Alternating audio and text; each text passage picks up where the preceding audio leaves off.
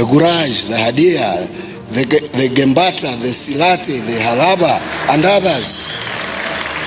Adwa is Ethiopian history, but Adwa is also African history.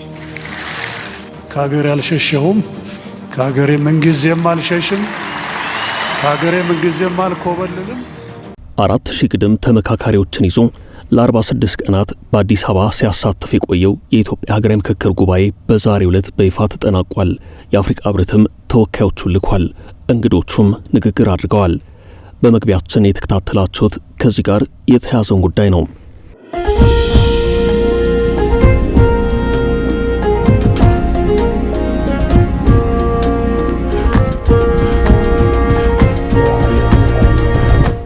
ሰላም ጤና ይስጥልን ውድ የፈታ ቤተሰቦች እንደምን ቆይታችኋል? የዕለት ቅዳሜ የምሽት መረጃዎችን ከዚህ አስከትሎ ተሰማላችሁ።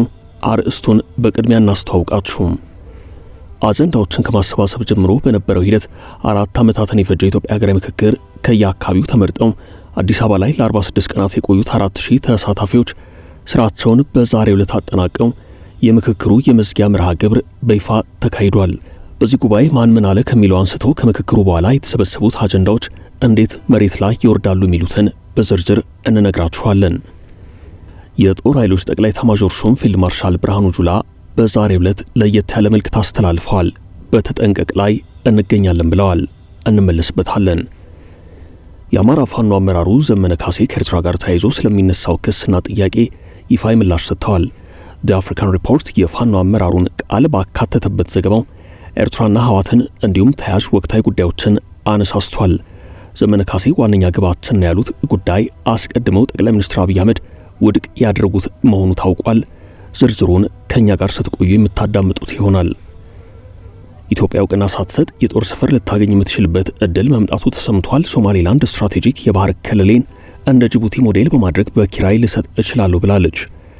የሶማሌላንድን አዲስ የጦር ወደብ አማራጭ የተመለከተውን ወሬም አካተናል። እነዚህን ጨምሮ በመግቢያው ያስተዋወቅናችሁ ጉዳዮች ከዚህ በማስከተል አፍታተን እንነግራችኋለን። እስከ ፍጻሜው አብራችሁን ቆዩ። መርካቶን ይመጥነዋል የተባለለት ትልቁና አነጋጋሪ ግዙፍ ሞል በድጋሚ መጪውን አዲስ ዓመት አስመልክቶ በታላቅ ቅናሽ ከ1.9 ሚሊዮን ብር ሙሉ ክፍያ ጀምሮ የንግድ ሱቆችን ይዞላችሁ መጣ። ከፍተኛ የንግድ እንቅስቃሴ በሚገኝበት መርካቶ ተክለ ሃይማኖት ምቹ የሆነ ኢንቨስትመንት ከ726 ወይም 640 ሺህ ብር ቅድመ ክፍያ ጀምሮ ኢንቨስት ያድርጉ። በተለያዩ የካሬ አማራጮች ማለትም በ11፣ 16፣ 22 እና 32 ከግራውንድ ፍሎር ጀምሮ በአንድ ዓመት ብቻ የሚረከቡትን የንግድ ሱቅ በፉል ፊኒሽድ እና በኔት ኤሪያስ አቅርበንላችኋል። የቀሩን ሱቆች ጥቂት ስለሆኑ 0998 31 7677 0998 89 43 ብቻ በመደወል የግሉ ያድርጉ። ሜሪት ፕሮፐርቲስ።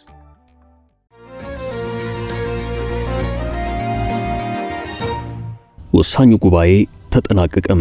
ጠቅላዩ ግን አልተገኙም።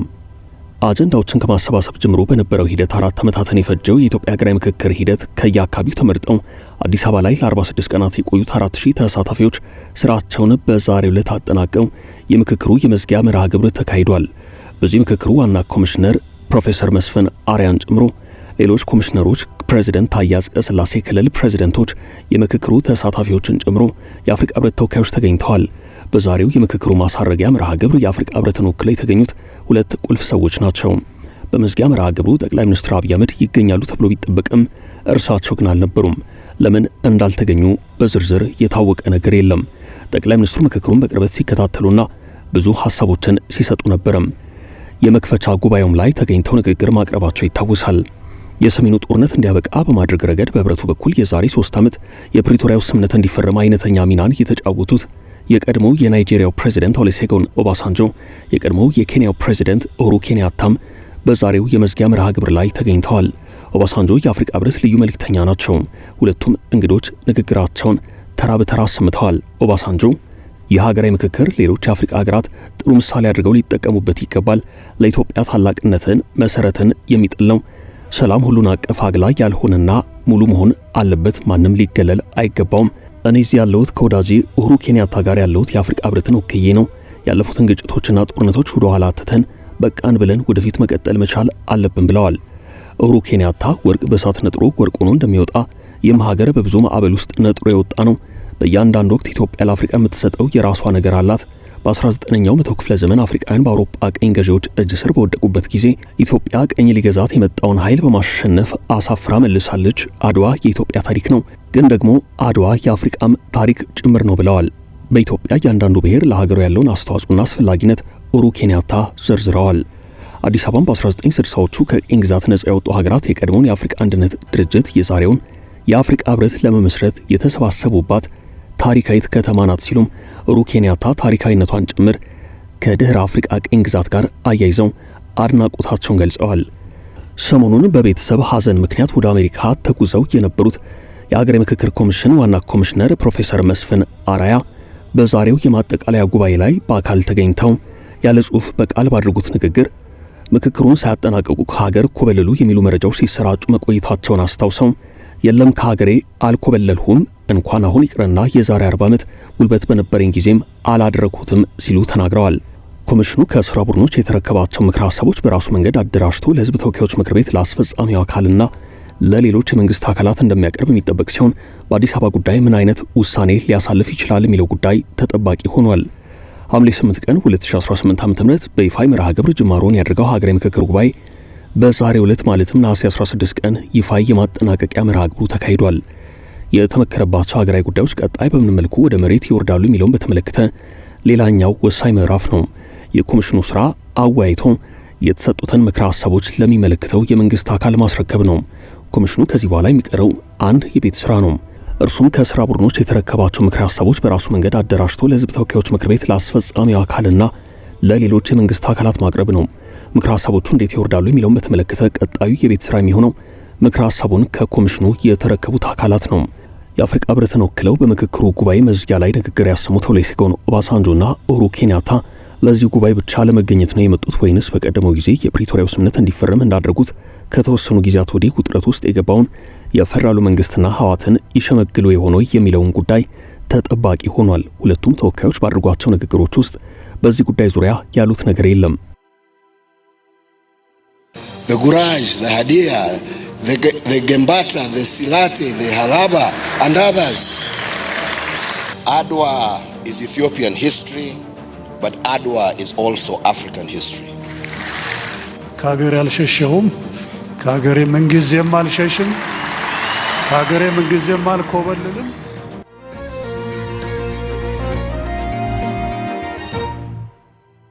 በተጠንቀቅ ላይ እንገኛለን። ፊልድ ማርሻል ብርሃኑ ጁላ።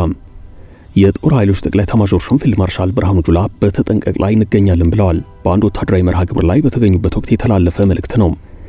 ምክትል ጠቅላይ ኤታማዦር ሹም ጄኔራል አበባው ታደሰ የመከላከያ የተኩስ አመራር ኃላፊ፣ ጄኔራል አለምሸት ደግፌ የመከላከያ ስልጠና ዋና መምሪያ ኃላፊ፣ ጄኔራል ይምር መኮንን የመከላከያ መሐንዲስ ዋና መምሪያ ኃላፊ፣ ጄኔራል ደስታ አብቼና ሌሎችም ወታደራዊ አመራሮች በተገኙበት አንድ ወታደራዊ መርሃ ግብር ላይ የተገኙት ፊልድ ማርሻል ብርሃኑ ጁላ የባዕዳን ተላላኪዎች ጠመንጃ ሀገር ያፈርሳል ብለዋል።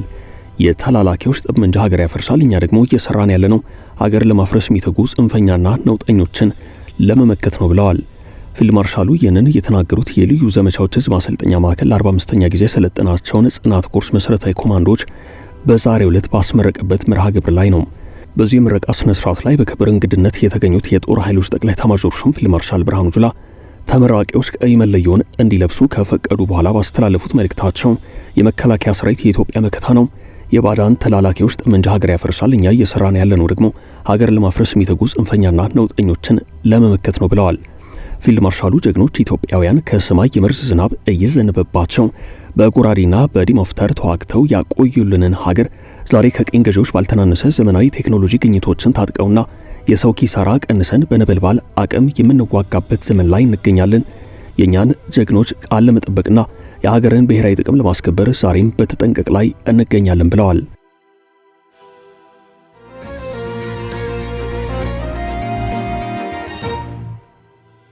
ዘመነ ካሴ ስለ ኤርትራም። የአማራ ፋኖ አመራሩ ዘመነ ካሴ ከኤርትራ ጋር ተያይዞ ስለሚነሳው ክስና ጥያቄ ይፋዊ ምላሽ ሰጥተዋል። ዘ አፍሪካን ሪፖርት የፋኖ አመራሩን ቃል ባካተተበት ዘገባው ኤርትራና ህወሓትን እንዲሁም ተያያዥ ጉዳዮችን ዳስሷል። የፋኖ አመራሩን ቀጥተኛ ቃል በማካተት ባወጣው ዘገባ ንቅናቄው ከኤርትራ ጋር ምንም አይነት ቀጥተኛ ግንኙነት እንደሌለውና ከአስመራ አስተዳደር የሚደረግለት ምንም አይነት ይፋዊ ወታደራዊም ሆነ የሎጂስቲክስ ድጋፍ እንደሌለ ዘመነ ካሴ መናገራቸውን የወሬ ምንጩ ጽፏል። ይሁን እንጂ በአፍሪካ ቀንድ አካባቢ ካለው ውስብስብ የጂኦፖለቲካ መናወጥ ውጣ ውረድ አንጻር ወደፊት የተወሰነ አይነት ግንኙነት ሊኖር እንደሚችል ዘመነ ካሴ ፍንጭ ሰጥተዋል። የኤርትራ ወገኖች ወደ እነርሱ ከመጡ ፋኖ በደስታ እንደሚቀበላቸው፣ አብሮ ለመስራት ዝግጁ መሆናቸውን ተናግረዋል። በአሁኑ ወቅት የአማራ ፋኖ ከትግራይ ኃይላት ጋር በጣም ጥሩ የሚባል ግንኙነት እንዳለው የተናገሩት አቶ ዘመነ በትግራይ በኩል የሚደረገውንና እየተካሄደ ያለውን ማንኛውንም አይነት ትግል ንቅናቄያቸው በሙሉ እንደሚደግፍ በይፋ አስታውቀዋል። ፋኖ ለወደፊቱ ለመመስረት ስላቀደ የሽግግር መንግስት ማብራሪያ የሰጡት ዘመነ የመንግስት እጅግ በጣም ሰፊ የሆነ የሲቪክ ማህበራትንና ልዩ የፖለቲካ ፓርቲዎችን በሙሉ ያካተተ እንደሚሆን ገልጸዋል። የሽግግር ኮሚቴው ለኢትዮጵያ ዘላቂ ሰላም ሲባል ከማንኛውም አካል ጋር እውነተኛ ለሆነ ውይይትና ድርድር ሙሉ ለሙሉ ክፍት መሆኑን የገለጹ ሲሆን ይህም ሂደት እንደ አፍሪካ ህብረት፣ የተባበሩት መንግስታት ድርጅት፣ የአውሮፓ ህብረትና የአውሮፓ ሀገራት ባሉ ዓለም አቀፍ ተቋማት ታዛቢነት እንዲካሄድ ፍላጎት አለን ብለዋል። በሌላ በኩል የሽግግር መንግስት ምስረታንና የወታደራዊ ግጭቶችን አማራጭ በተመለከተ ጠቅላይ ሚኒስትር አብይ አህመድ ከ2 ዓመታት በፊት በአዲስ አበባ በተካሄደ የምክክር ኮሚሽኑ መድረክ ላይ ያስተላለፉት መልእክት የመንግስታቸውን አቋም የሚያንጸባርቅ ነበርም። ጠቅላይ ሚኒስትሩ በወቅቱ ባደረጉት ንግግር የተሳካልንና የቻልነው የመሰለን በድምሩ ያከሰረን መዋጋት ነው። ያለፈው የኢትዮጵያ ታሪክ በሙሉ የውጊያ ነው። ውጤቱም ድህነትና ውድቀት ብቻ ነው። ከዚህ አዙሪት ለመውጣት ብቸኛው መፍትሄ ብሔራዊ ምክክር ነው ብለው ነበርም። በተለይም የሽግግር መንግስት የሚለውን ሐሳብ በጽኑ ያወግዙት ጠቅላይ ሚኒስትሩ ከእንግዲህ በኋላ በኢትዮጵያ ውስጥ ምንም አይነት የሽግግር መንግስት እንደማይኖርና በሀገሪቱም የሚኖረው በምርጫና በህዝብ ውሳኔ የተመረጠ ህጋዊ መንግስት ብቻ እንደሆነ አስረግጠው ተናግረው ነበርም። ጠቅላይ ሚኒስትሩ በዚሁ መልእክታቸው የሽግግር መንግስት ሐሳብ አቀንቃኞችን ውጥን ሲያብራሩ የአካሄድ ባዕዳን ኃይላት በቀላሉ በመካከላችን ገብተው እንዲጫወቱብን፣ እንዲከፋፍሉንና ሀገሪቱን እንዲበትኑ በር የሚከፍት ነው ሲሉ ሐሳቡን ተቃውመውት ነበርም።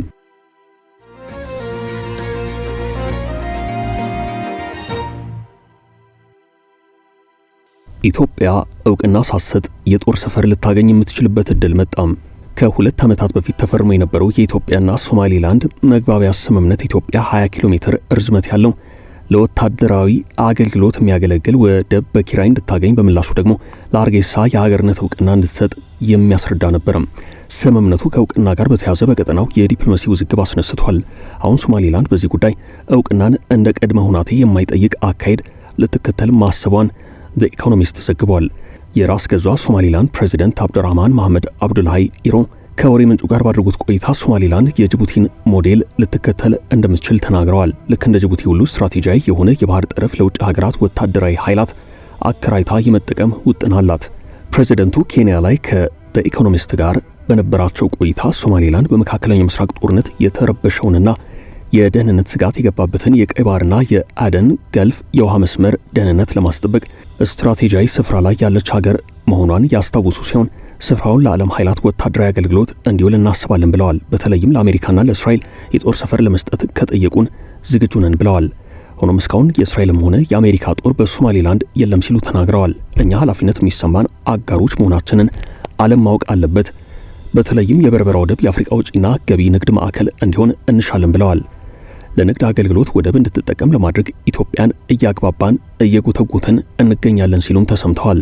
ፕሬዚደንት ኢሮ የሶማሌላንድን ወደብ እንደ ጅቡቲ ለወታደራዊ አገልግሎት ክፍት እናደርጋለን ሲሉ በግልጽ አሜሪካና እስራኤልን እየጠቀሱ ሲሆን ለኢትዮጵያ የጦር ሰፈር ስለመስጠት ግን በግልጽ አልተናገሩም። ሆኖም ፕሬዚደንቱ የጦር ሰፈርና ወደብ ከእውቅና ጋር ሳይተሳሰር በጅቡቲ ሞዴል ስራ ላይ ሊውል እንደሚችል ጠቆም አድርገዋል። ጅቡቲ በቀይ ባህር ያላትን ስትራቴጂያዊ ስፍራ በቀጥታ ለኢኮኖሚ ገበያዋ ምንጭ እያደረገች ነው።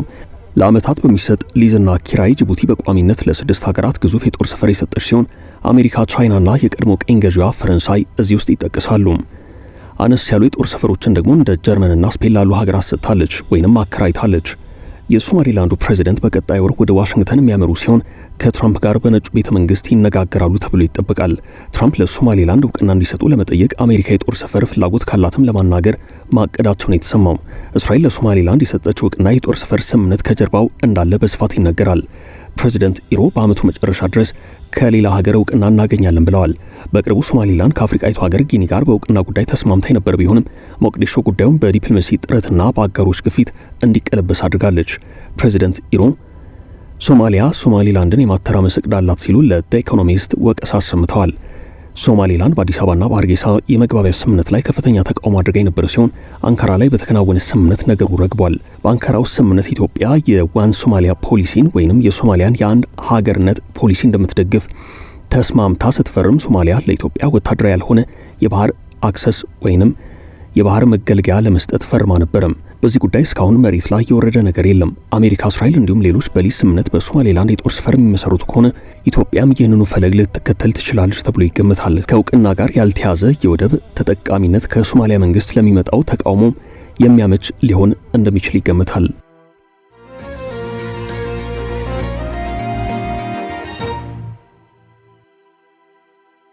ለሩሲያ ጦርነት የተመለመሉ በቦሌ ኤርፖርት ላይ ተያዙም። በዩክሬን ሩሲያ ጦርነት በሩሲያ በኩል ሆነው እንዲዋጉ ተመልምለዋል የተባሉ የቦትስዋና ዜጎች ቦሌ ዓለም አቀፍ አውሮፕላን ማረፊያ ላይ ተይዘዋል። የቦትስዋና መንግስት ሩሲያ ዜጎችን በተሳሳተ መረጃና በስራ ማታለያ ወደ ጦርነት እየመለመለች ነው ሲል በሳምንት ወቅሶ ነበርም። በትንሹ 8 ዜጎች ወደ ሩሲያ ሊያመሩ ሲሉ ከተለያዩ የአህጉሩ ኤርፖርቶች ላይ ተመልሰዋል። በስራ ዕድልም ስም ወደ ጦርነት ተመለመሉ የተባሉ የቦትስዋና ዜጎች በራሷ በቦትስዋና በደቡብ አፍሪካና በኢትዮጵያ ኤርፖርቶች ላይ እንዲመለሱ ተደርገዋል። ከቦትስዋና በተጨማሪ የደቡብ አፍሪካ ሀገራት ዜጎቻቸው ለሩሲያ ጦርነት እየተመለመሉ ስለመሆኑ ክስ ያሰማሉ። ቦትስዋና በተለይ በተደጋጋሚ ማስጠንቀቂያዎችን ያወጣች ሲሆን የስራ የትምህርትና የስልጠና ዕድል በሚል ከሩሲያ የሚመጣን አካሄድ አትቀበሉ ማለቷን ብሉምበርግ ዘግቧል። የሀገሪቱ አንድ ባለስልጣን በሳምንቱ ኢትዮጵያን ጨምሮ በ3 ሀገራት ኤርፖርቶች ወደ ሩሲያ ለመሄድ በጉዞ ላይ የነበሩትን ማስጣል ችለናል ሲሉ ለሀገሪቱ ፓርላማ ተናግረዋል። ቦትስዋና ባለፉት ወራት ብቻ በትንሹ 22 ዜጎቿ በማታለያ ወደ ሩሲያ ጦር ግንባር መላካቸውን አጣርቼ ደርሼበታለሁ ብላለች። ለሩሲያ ጦር እንዲሰለፉ የሚመለመሉ የአፍሪካ ሀገራት ዜጎች ቁጥራቸው የበዛ ሲሆን ይህንን መልመላ በማድረጋቸው የሩሲያ ዜጎች በአፍሪካ ሀገራት እስከ መታሰር ደርሰዋል። የሩሲያ ወታደራዊ መልመላ እንደ ኬንያ፣ ዚምባብዌ፣ ደቡብ አፍሪካና ጋናም በመሰሉ ሀገራት በተለይ ከፍተኛ ስጋት የታየበት ነው። ሞስኮ እንዲህ ያለውን ወሬ የምታስተባብል ሲሆን በአመቱ 62 የሚሆኑ ጋናውያን ለሩሲያ ተሰልፈው እየተዋጉ መቆየታቸው ከነሱ መካከልም 15ቱ የገቡበት ስለመጥፋቱ በዜና ምንጮች በኩል ተዘግቧል። ዓለም አቀፍ መረጃዎች አሁን በዩክሬን ጦርነት በሩሲያ በኩል ተሰልፈው የሚዋጉ የአፍሪካ ሀገራት ዜጎች ቁጥር ከ1400 በላይ መድረሱን ሲጠቁሙ ከነዚህ መካከል ከ316 የማያንሱት በጦርነቱ ስለ መሞታቸው ይገመታል።